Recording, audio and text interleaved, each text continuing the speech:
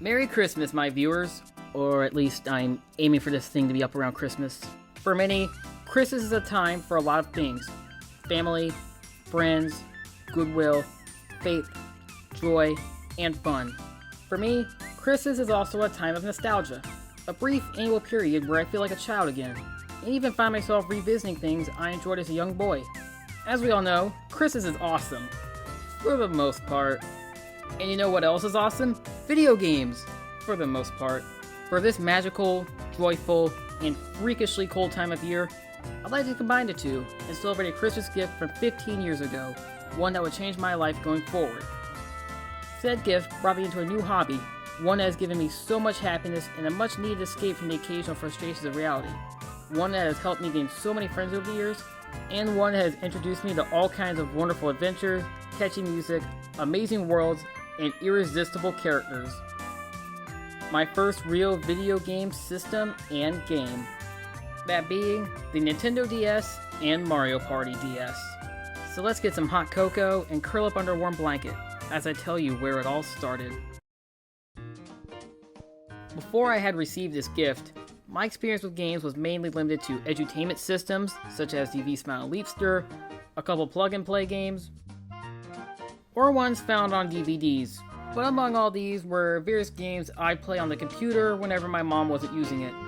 Whether it be PC discs containing games based on things I liked at the time, games included on websites, or webkins. Apart from these, I had played bits of games at other people's houses, like my cousins, but that was about it.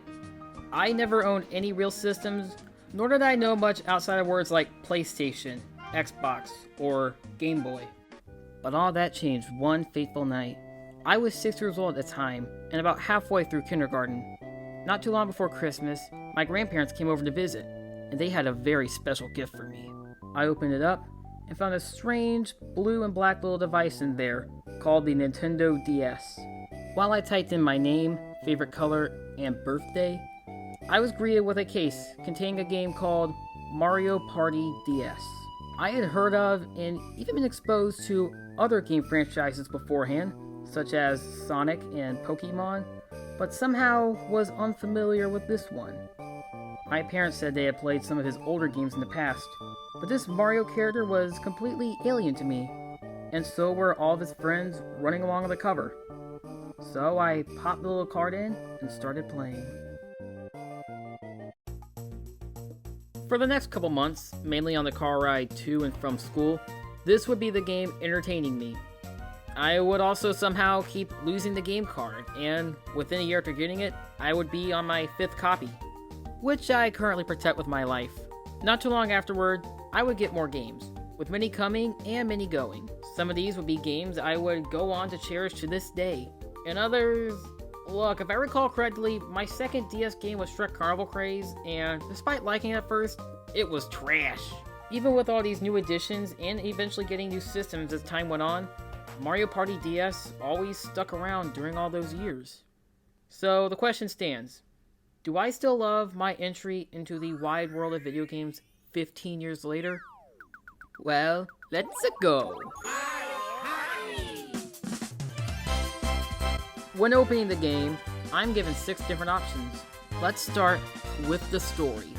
One night, Mario's out stargazing until these magical, colorful space rocks called the Star Crystals fall into the Mushroom Kingdom.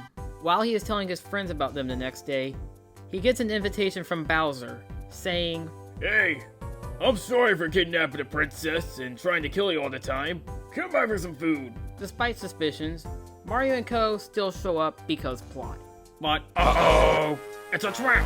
Bowser imprisons Mario and his friends and shrinks them down. You done been shrunk! After yeeting them out the castle, our heroes now have a quest. Get their size back, and decide who really is the superstar. And how will they do that? By running around a board and beating the snot out of each other in minigames. Yeah, the story's a bit weak, but name one party game that actually has a good story. Now that a summary of the story has been given, let's talk about the main set pieces, the boards. You get 5 boards, with the 5th being unlocked when you reach it at the end of story mode. Every board has its own unique gameplay gimmick and aesthetic. Let's start with the first one, Wiggler's Garden, which is your traditional get the star as it moves across the board. This is a very quaint yet thematic way to start the game, by having the smaller characters be placed in something as cute and seemingly harmless as a garden, but have to deal with obstacles such as a piranha plant, Venus flytraps, and flowers that can launch you back to start. If you are playing via story mode, after winning each board, you have to do a boss minigame. We will get to these bosses in a bit, but for now, let's continue with the other boards. Next up is Toadette's Music Room. Here, the stars take on the form of music notes, with their price ranging from 5 to 30 coins, with the increase happening every time somebody gets the notes, before resetting back to 5. But watch out for the hammer, bro! Bro. I do love the gimmick of this stage. It makes getting the first star easy as pie, but the later ones much more challenging. And again, they get creative with how the instruments are various obstacles, such as the drums knocking you to the other side of the board, or how the violin can summon another player. DK's stone statue is interesting. The star is in one space, but you can get one for every 20 coins you have, allowing you to get multiple stars at once if you have the extra dough. In the chance the Final Five Frenzy switches the star price to 5 coins, the whole star gimmick can be cheaped out. This was probably my favorite board as a kid, unless the barrels decided to Indiana Jones me into a pancake and take my coins. Kamek's library is the trickiest one, with your star hidden inside one of these 3 jars. One has a star, one has money, and the third... There are also green spaces that allow you to warp to the other side of the board. Well, they say reading can take you places. While I did call it one of the trickier boards, it's also one of the smaller ones. But in my opinion, it's also the weakest board in the game. The whole random chance of getting a star from the jar can be a little bothersome, and once you've warped to the other side of the board, you're essentially stranded there until you get to the warp space again. It's not a bad board, but the least enjoyable. Last but not least is the unlockable Bowser's Pinball Machine. Yeah, that's right. Bowser has a pinball machine, because of course he had to steal from Waluigi. The objective is the same as Wiggler's Garden. Get the star as it moves every time somebody gets it. But this time, it's pinball. Pinball is awesome, except when it's not. Just watch out for the plunger. You'll either go to the star zone, or take the highway to the Bowser zone. I'm sorry. This might as well be the coolest board, with its flashy features, feeling a threat because it's a Bowser board, and the music being pretty great. One problem I do have is there aren't that many boards in comparison to other games, which usually have about 6. But none of these boards are ones I would call bad. They're all very creative and very charming. Now for the bosses. The first one is against the piranha plant in Wiggler's Garden, and... good lord. This boss fight is literally broken. What you gotta do is button mash to avoid getting sucked into the plant's chew hole, and then throw these seeds at him. Seeds that remain in a factory. A bomb factory. They're bombs. The problem is, this plant sucks way too hard, and I mean that both metaphorically and literally. I kept losing to this guy over and over and over again. This would also serve as a cruel omen that I would go on to be really bad at button mashers. I'm not even joking. You gotta have a jackhammer for a thumb in order to deal with this guy. As previously mentioned, I got this game when I was in kindergarten. It wasn't until around 4th or 5th grade I finally beat this boss on a long car ride, and later beat the rest of the game that night. And even then, I had to pause between every interval to give my thumb a second to rest. And after all that horror, all that button mashing, what's the next boss? It's Simon Says. It's literally a Simon Says. Just tap the colored drums in the correct order and... hooray! I did the thing! Well, to make up for it, this boss battle against Dry Bones is pretty cool. All you gotta do is drop that booty on the correct buttons, and boom, he's done. The boss battle for Kamek's library is pretty interesting. You fly on a book and dodge all these obstacles before taking on Kamek. All you gotta do, just fire ink at his face. After that, and pinning your way through Pinball Land, you grow back to normal size and are ready to take on Bowser. Oh man, what is he gonna do? Is he gonna shrink you again? Grow into a Titan? Or maybe, just maybe, he becomes a bunch of blocks. I know it's a really dumb looking form and rather anticlimactic, but this final boss is also no slouch. You endure the battle, beat him, and then Bowser's all like, I'm sorry, I just wanted to play this puzzle game. Whoa, all this for a puzzle game? These magical sky crystals form a puzzle game? Yeah, again, it is a party game, and you're not really going to get Spielberg levels of storytelling, but come on, all of this over a secret Doritos commercial? While the story part of this party game is a bit weird, it certainly delivers in both party and in game. The biggest thing that makes this game stand out is the whole aspect of Mario Crew being shrunk. Considering this is the first proper Mario Party on a handheld system, it makes sense that the characters are small enough to fit in your hand. And I love the idea of characters being tiny. I always enjoy size-changing stories and characters, and I like the creativity that goes into stories involving small-sized characters interacting with and living in a human-sized world. As I mentioned, the boards are very creative in terms of making average objects, such as flowers, instruments, and magical books, become larger-than-life obstacles for these characters. And that leads us into another one of the biggest factors that makes this game stand out above the crowd. While Mario Party games are known for their boards, you know what else they're known for? Outside of ending friendships? That's right, mini-games. And whoo boy, does this game deliver. Most of them utilize the various features exclusive to the DS, such as the touchscreen and the microphone.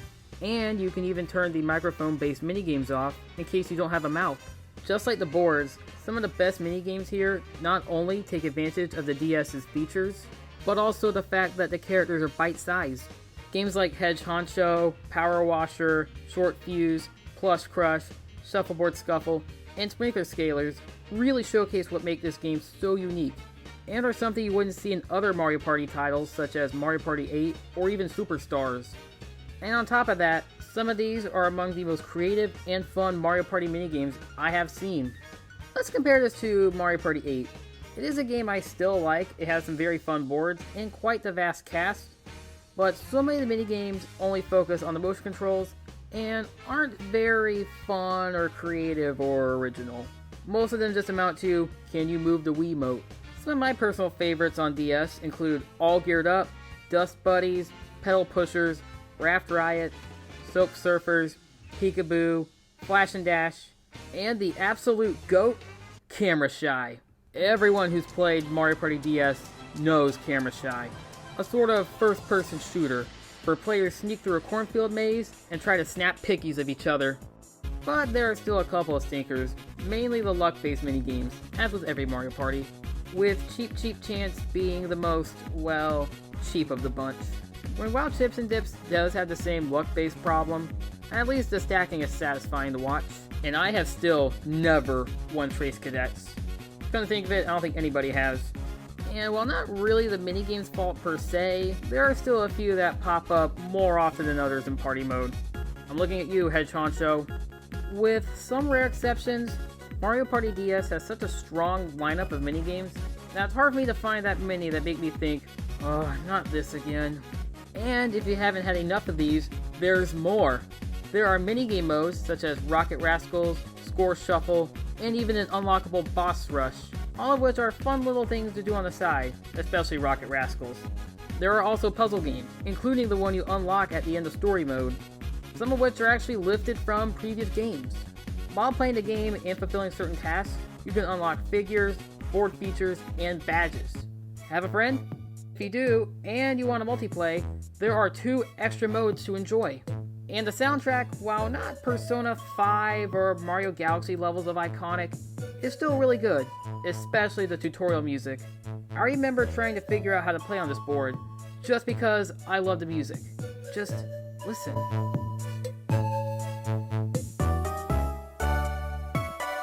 And there are some other really good bits of music, especially Boss Rush, which has this sick surfer guitar music.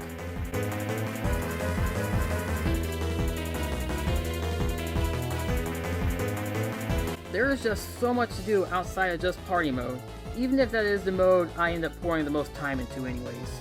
Just like the characters in the game, Mario Party DS has so much to offer in spite of its small package. While Mario Party DS may seem like yet another Mario Party title, it's still a very enjoyable, charming, and creative one, unlike anything else in the endless mound of Mario Party games. It's also one that means a lot to me. It was my first trip into the magical world of the Mushroom Kingdom, the one that opened my eyes to a whole new world of games, and introduced me to a character who would define my childhood for years to come, along with all of his colorful friends. This is a game I still love revisiting every now and then, even over a decade after beating it for the first time. It's a piece of childhood that still holds up years later, as with most things involving this iconic red hat wearing hero. And heck, it can even appeal to newcomers to this day.